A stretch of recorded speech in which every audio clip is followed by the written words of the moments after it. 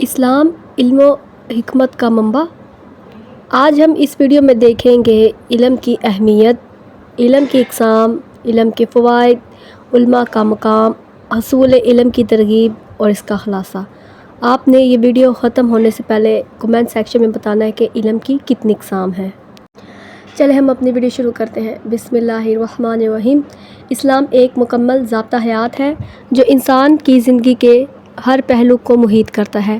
یہ دین انسان کو نہ صرف اللہ تعالیٰ کی عبادت اور اطاعت کی طرف راغب کرتا ہے بلکہ اسے اخلاقی، معاشرتی اور علمی میدان میں بھی رہنمائی فراہم کرتا ہے۔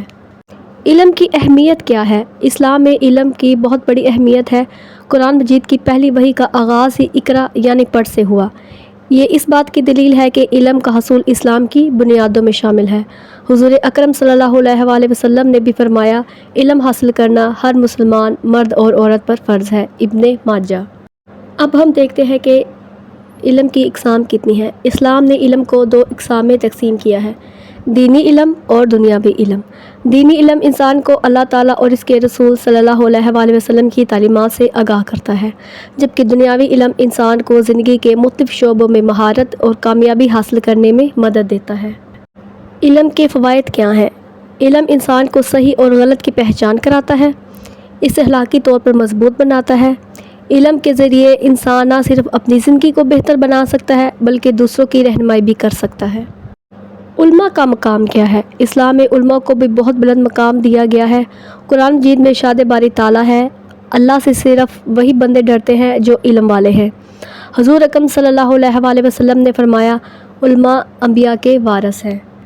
حصول علم کی ترغیب۔ اسلام نے ہمیشہ اپنے پیروکاروں کو علم حاصل کرنے کی ترغیب دی ہے، چاہے وہ کسی بھی میدان میں ہو۔ حضور اکرم صلی اللہ علیہ وآلہ وسلم نے فرمایا، علم حاصل کرو چاہے تمہیں چین ہی کیوں نہ جانا پڑے۔ چلے اب ہم اس کا خلاصہ دیکھتے ہیں۔ اسلام میں علم کی اہمیت اور اس کے فوائد کو سمجھنا اور اس پر عمل کرنا ہر مسلمان کا فرض ہے۔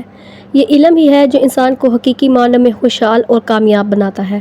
لہٰذا ہمیں بھی چاہیے کہ ہم علم کے حصول میں ہمیشہ مصروف رہیں اور اسے اپنی زندگی کا حصہ بنائیں۔ اللہ تعالیٰ ہمیں علم نافع عطا فرمائے اور اس پر عمل کرنے کی توفیق دے، آمین۔ آج کے لیے اتنا ہی، ملتے ہیں اگلی ویڈیو میں، تب تک کے لیے اللہ حافظ، and don't forget to press the bell icon.